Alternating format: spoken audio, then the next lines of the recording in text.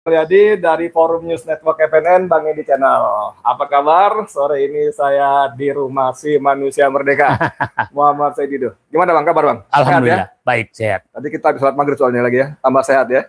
Pokoknya masjid, sholat tuh harus di masjid. Hindari di rumah. Aduh, gua kena. Jadi kalau teman-teman baca postingan Bang Saidido di X atau Twitter, itu hampir tiap subuh ada postingan peci di atas sajadah, di depannya ada mimbar. Komentarnya, makmurkan masjid, terutama di waktu subuh. Dan itu di seluruh dunia saya lakukan. Dimanapun sedang berada ya. Dimanapun sedang berada. Jadi teman kita ini banyak nampol kita. Oke, ini siaran break tadi, karena tadi udah jalan sekian menit, saya cek ternyata suaranya tidak ada. Sekarang mudah-mudahan ada ya. Saya cek juga sambil kita pantau-pantau. Bang Saidido, ini ada berita yang Abang kirim ke saya bahwa polisi membantah, ya kan? Membantah terlibat dalam penyerbuan oleh preman. Diskusi FTA, Forum Tanah Air dengan sejumlah tokoh nasional. Ada Bang Din Samsudin, ya, ada Bang Said sendiri, Refli Harun, banyak lagi yang lainnya lah ya. Banyak. Saya kira 100 lebih orang datang kemarin ya. Tempat kita ya. Nah, itu kan beredar viral bagaimana segerombolan preman masuk menyerbu, merusak, merampas poster backdrop dan sebagainya, bahkan giant screen-nya hotel itu dirampas juga dan kakinya buat mukul-mukul meja. Jadi kerugian hotel itu. Nah, pertanyaannya adalah kenapa bisa begitu terjadi? Satu, saya hadir, saya tahu pada saat itu di depan sudah ada orasi-orasi yang kita sebagai alam demokrasi silakan monggo-monggo aja, kan gitu kan? Tapi pengamanan sangat sedikit. Polisi saya lihat di depan lobi cuma 2 orang. Terus yang membuat kita shock lagi, saya ikut keluar ke belakang ketika rombongan preman itu keluar. Nah, di pintu parkir belakang hotel, itu mereka berpelukan, salaman, dan cium tangan. Lalu mereka si preman-preman itu, maaf bang, makasih bang. Yang makasih. Shock lagi, bilang makasih. Makasih bang, maaf bang, makasih bang. Lalu yang shock saya lagi dengar, polisi sambil salaman, sukses ya, sukses. Mengucapkan sukses terhadap kerusuhan yang nggak ngerti, susah apa nggak ngerti, yang sukses. Nggak ngerti, pokoknya yang saya dengar tuh konteksnya apa saya nggak ngerti, tapi sebagai orang yang punya otak waras ya kita bisa menduga-duga seperti apa. Dan cium tangan bang. Cium tangan. Maka itu viral sekali, dan di sini kan di berita itu kan disebut apa katanya, kata Wakapolda apa bang katanya bang, sopan santun polisi. Gimana bang? Sopan santun, itu bentuk sopan santun. Jadi pertanyaan pertama, kenapa polisi sopan kepada perusuh? Ya kan? Bukan ditangkap malah disopanin. Padahal kita yang demo hampir tiap pekan itu digalakin, represif, mahasiswa digebukin segala macam, aneh ini gitu. Yang kedua, ini yang sopan si ininya bang, si polisinya, bukan, fakta di lapangan, premannya, preman itu munduk-munduk, cium tangan, sama abang, gitu. Abang gimana melihatnya bang? Saya pikir ada beberapa pernyataan polisi. Ada 3 pernyataan polisi yang menurut saya semakin membuat publik semakin kurang kepercayaannya dan semakin membuat polisi kelihatannya kemarin tuh salah cari lawan. Wah, bahaya nih. Dan Salahnya kenapa? Karena dia mendatangi forum yang isinya orang-orang berpikir akal sehat. Berpikir sangat waras, jiwa intelijennya juga sangat tinggi. Dia nggak nyangka bahwa setelah begitu semua keluar dengan kameranya ke pojok-pojok yang berbeda untuk merekam apa yang terjadi. Seolah-olah ada semacam pembagian tugas. Tugas. Tanpa kesepakatan. Pak Edi kan keluar. Saya di dalam melihat, gitu kan. Nah, jadi semua berat. Saya keluar, maka teman-teman waktu bikin proses saya agak lambat. Jadi, dan mereka tidak tahu bahwa orang-orang ini orang-orang cerdas semua, disangkanya pendukung IQ 78 semua, padahal enggak gitu lah. Sementara yang dikirim ke sana itu IQ 78 untuk menghadapi orang-orang cerdas ini, maka terjadi kesalahan. Nah, tunggu sebentar. Yang dikirim ke sana, saya baca ada teman japri ke saya itu kelas tukang jaga parkir sama jaga dugem. Yang dihadapin ada Saidi, Din Samsudin, Refli Harun, macam nggak salah ngitung. Salah ngitung. Nah, terus pernyataan Wakapolda tadi kan menyatakan membantah keterlibatan. Itu bukan berita. Baru berita tuh kalau Wakapolda menyatakan kami terlibat, tapi terlibatnya dalam hal ini. Nah, nanti saya jelaskan fakta-fakta bahwa sangat susah diduga bahwa mereka tidak tahu. Yang susah diduga, dibantah bahwa dia tidak tahu. Sebentar, sebelum masuk lagi, saya kasih info. Bang Said ini bikin posting di X, di Twitter, dengan mengutip berita ini, komentarnya singkat, percaya gitu. Gue terprovokasi, gue nggak percaya. Oke, lanjut lagi. Nah, yang kedua, pernyataan Kapolsek yang menyatakan bahwa tidak ada izin dalam acara tersebut. Ini pernyataan yang sangat memalukan polisi. Kapolsek di ibu kota tidak paham hukum. Saya baca tuh. Itu di Twitter. Nah, hukum itu kalau di hotel diskusi tertutup tidak perlu penyampaian ke polisi, tidak apalagi izin. Karena izin yang dari hotel itu sudah dianggap izin. Nah, itu betapa memalukannya polisi. Kayaknya bukan cuma memalukan, Bang. Dia bermaksud memframing juga pada kita, pada publik. Bahwa orang-orang ini Anda kutip gerombolan liar bikin diskusi tanpa pemerintahan, tanpa izin. Kayaknya begitu. Seolah-olah seperti kalau terjadi penyerbuan ya jangan salahin gitu. Gitu. Seolah-olah begitu. Nah, ini dia kembali lagi salah lawan. Salah milih lawan. Yang ketiga, pernyataan ada 4 jadinya. Ketiga, pernyataan Kapolres Jakarta Selatan yang menyatakan bahwa ini yang memviralkan akan dicari. Memviralkan apa ini? Memviralkan video yang pamitan itu. Ya Allah. Pembubaran itu. Nah, ini semakin menunjukkan bahwa berarti ada sesuatu yang mau disembunyikan.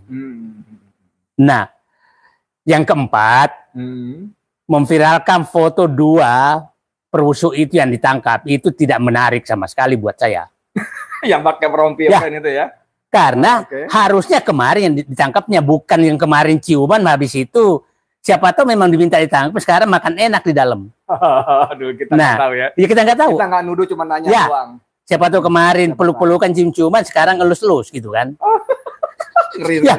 Nah, karena pada saat itu kita sebenarnya di dalam itu sudah diperlakukan seperti sandra.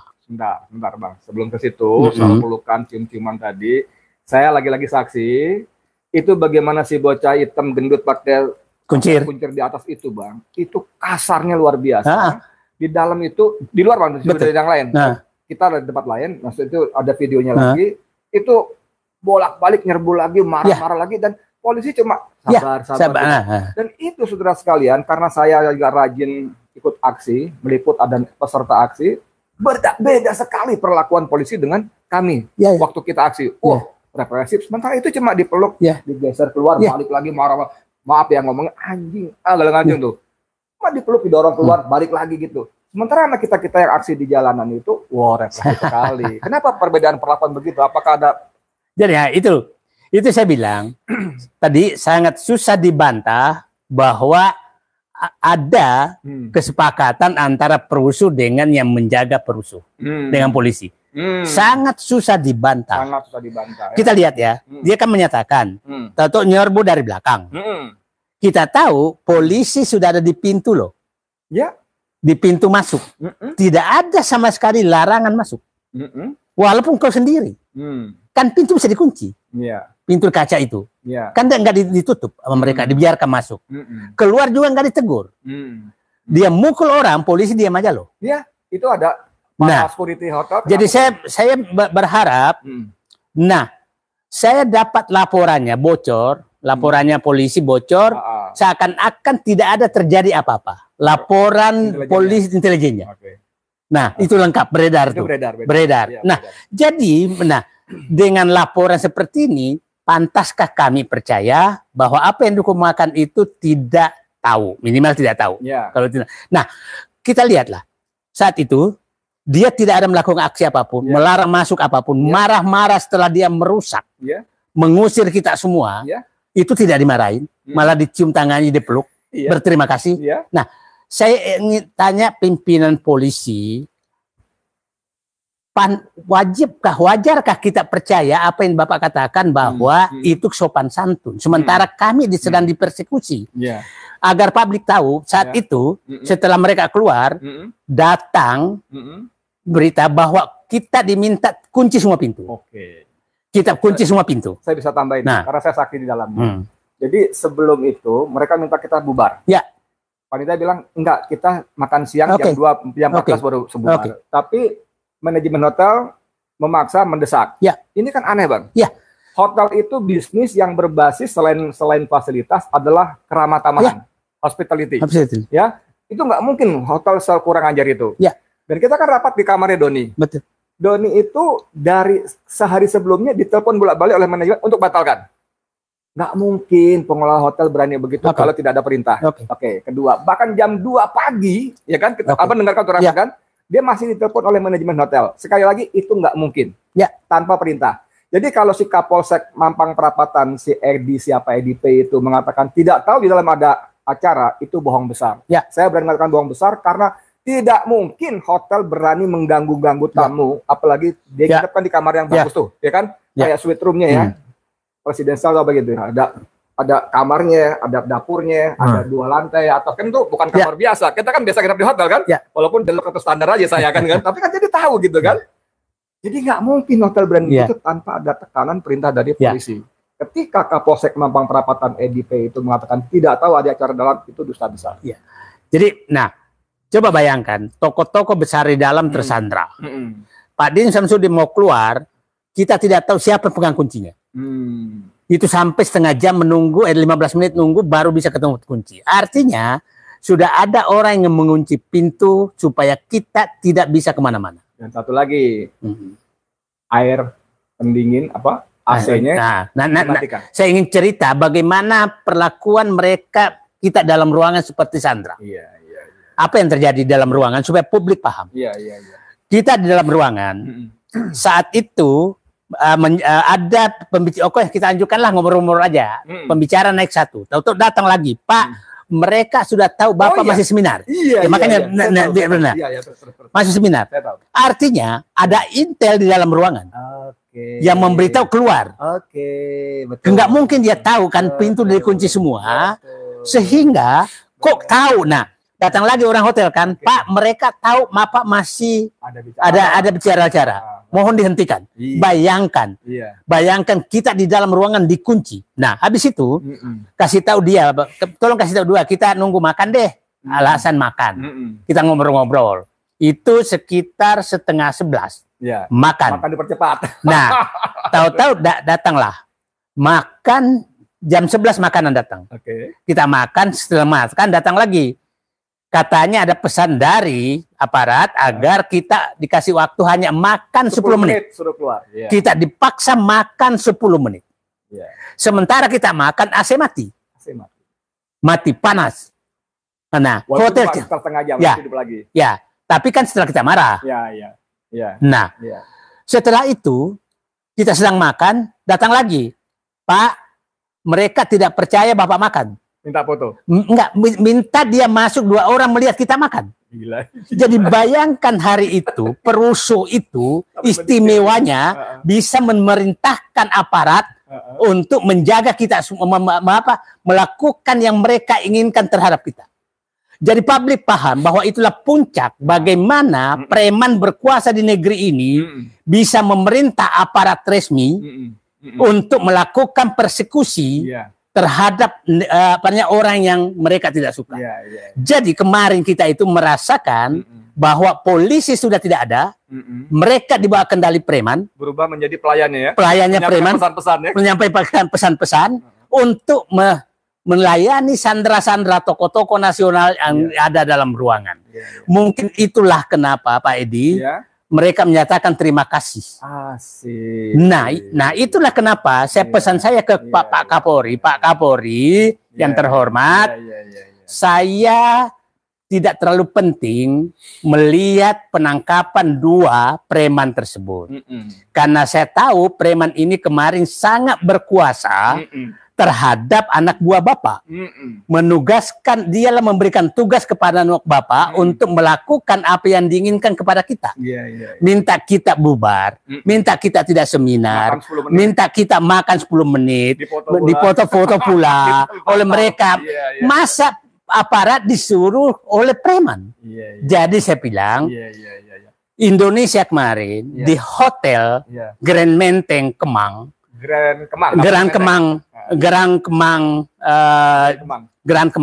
Kemang, toko-toko nasional berkumpul yang disandra oleh preman, dan preman memegang kendali dan meminta penghubung preman kepada kita adalah aparat. Jadi kemarin, kemarin itu yang terjadi. Jadi saya pikir Pak polisi harusnya sekarang sangat malu bahwa di depan toko nasional aparatnya Pak Kapolri ini menjadi anak buah dari preman. Nah, karena salah milih lawan, terpaksa anak buah ini preman yang kemarin sempat jadi atasan, yang polisi menjadi terima kasih ke dia. Nah, itu sekarang ditangkap, pura-pura ditangkap gitu loh. Boleh nggak orang bilang ini drakor lagi nih, drama kotor lagi nih, bagian dari episode sebelumnya supaya tanda kutip meredam emosi publik. Ini udah buat tangkap nih gitu. Ya itu sih. Nah, ini karena salah milih lawan, maka kami pasti semakin Bapak maju, semakin berbuat, semakin ketahuan. Jadi ini ibaratnya, saya ibaratkan Bapak polisi yang terhormat, apabila memang ada perintah dari pihak lain untuk melakukan persekusi kemarin, jangan sampai Bapak seperti tenggelam di lumpur hidup. Tenggelam di lumpur hidup tuh semakin bergerak semakin tenggelam. Itu saya ingatkan. Karena kami punya data semua, kami punya informasi semua, dan kami punya dugaan siapa yang memerintahkan kemarin. Kenapa? Dugaannya begini. Baru hari ini tingkat Kapolda muncul loh. Kemarin hanya Kapolres, Kapolsek. Artinya ini ada apa ini? Padahal ini yang dipersekusi ini tokoh-tokoh nasional. Dan Jokowi dan Kapolri diam. Yang saya duga, saya curiga siapa tahu ini tugas dari samping. Samping itu oligarki maksud saya. Jadi jadi saudara kalian kemarin setelah dipersekusi, habis makan, sholat, kita kumpul lagi. Tokoh-tokoh lah. Ada saya sebut beberapa nama, misalnya Jenderal Fahru Rozi, bintang 4, ya. Ada Mayor Jenderal Sunarko, mantan Komandan Jenderal Kopassus, bintang 2. Ada tokoh-tokoh lain, ada segala macam lah. Nah, dalam thumbnail diskusi kali ini, saya bikin thumbnail gini, Bang. Saididu, kami sudah tahu dalangnya. Gitu kan? Oke. Terus atasnya para tokoh disandra di dalam ruangan. Nah, gitu kan? Jadi saudara sekalian, kemarin memang kita sudah diskusi, kita udah tahu dalangnya. Tanya saja. Wadah Bang Said, kita mau kasih tahu publik apa udah kita aja? kita tahu aja, kita ini aja. Saya hanya menyampaikan ke Pak Kapolri, siapa tahu sudah ada yang bisa memerintah anak buah Bapak, bukan Bapak. Berarti insubordinasi dong, perintah orang lain. Nah, atau anak buahnya dia tahu bahwa kalau perintah dari dia sama dengan perintah dari Kapolri. Cukup bukan Kapolrinya yang bawahnya. Terjemahkan itu pasti dah persetujuan di atas. Nah, karena kita harus waspadai kayak begitu, karena kita harus menjaga gimana pun Kapolri itu harus satu komando. Jangan sampai Pak Kapolri sekarang sudah ada orang yang bisa memerintah Kapolri anak buah di bawah tanpa sepengetahuan Kapolri. Karena kalau perintah polisi seperti benar-benar formal bahwa ini kan tidak mungkin operasinya sekasar kemarin. Tidak mungkin sekasar kemarin. Dan saya pikir Pak Kapolri juga mikir mending telepon Edin Samsudin lah untuk kita ngobrol-ngobrol lah daripada dipersekusi di jalan. Jadi saya takutnya perintah persekusi ini perintah dari samping yang ditafsirkan oleh anak buah bahwa ini sudah sama dengan perintah dari Kapolri. Ngeri sekali. Gitu. Itu berarti seperti ocehan, sorry kalau saya bilang ocehan ya, ocehan Bang Said itu berkali-kali dipiksana bahwa para penguasa real negeri ini tinggal di pantai utara Jakarta. Ngeri sekali penguasanya. Jadi saudara sekalian, memang kita kemarin diskusi karena juga nggak panjang.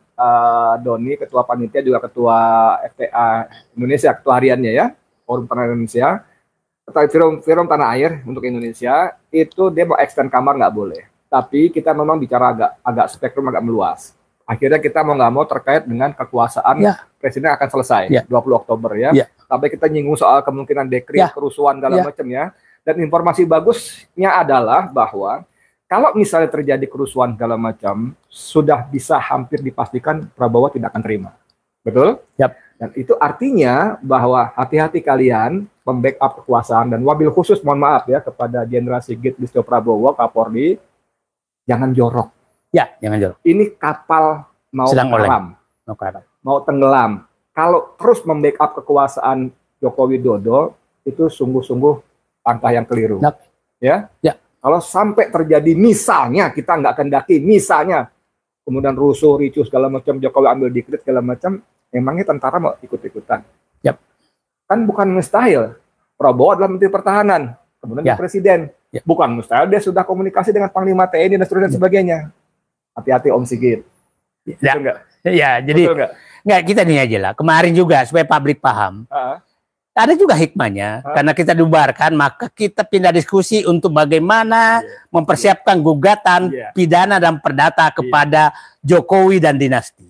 Jadi ini tangan Allah bekerja. Jadi kemarin sudah disepakati mana saja yang dilaporkan, siapa melapor, tanggal berapa. Saya sudah tanda tangan 2 surat kuasa. Jadi ya udahlah. Kemarin ada hikmahnya, akhirnya kita sempat ketemu. Kita akan menggugat Jokowi dan dinastinya secara pidana dan perdata. Saya menggugat 1 surat kuasa untuk Jokowi atas kebohongan-kebohongannya sebagai presiden. Surat kuasa kedua dengan rombongan lawyer yang berbeda menggugat Fufu Fafa karena cuitan-cuitannya terutama terkait penistaan agama Muhammad Rasulullah SAW ya, pasal 156A. Banyak sekali. Saya termasuk nanti infrastruktur, termasuk IKN, termasuk korupsi terhadap penyerahan tambang ke Cina, termasuk dari mana anak-anaknya membeli saham, itu akan kita gugat semua. Jadi sekali lagi, kemarin polisi salah tempat dan salah lawan. Akhirnya ikan akan meledak. Oke. Good, bagus. Terima kasih banyak saudara kalian. Saya kira ini video saya yang termasuk yang terbaik. Mohon bantu sebarkan kepada teman-teman lain supaya lebih banyak yang mendengar informasi di balik permukaan, dan kami diwakili oleh Bang Said Didu sudah tahu siapa dalangnya. Tunggu setelah tanggal 20. Tunggu setelah tanggal 20 ketika tongkat Nabi Musa berpindah. Gitu ya. Oke, mudah-mudahan bermanfaat. Saya Dimulyadi untuk FNN mungkin lebih baik. Assalamualaikum warahmatullahi wabarakatuh. Nah, kebetulan Azan Isa kedengaran. Kita pas. Terima kasih. Assalamualaikum warahmatullahi wabarakatuh. Waalaikumsalam.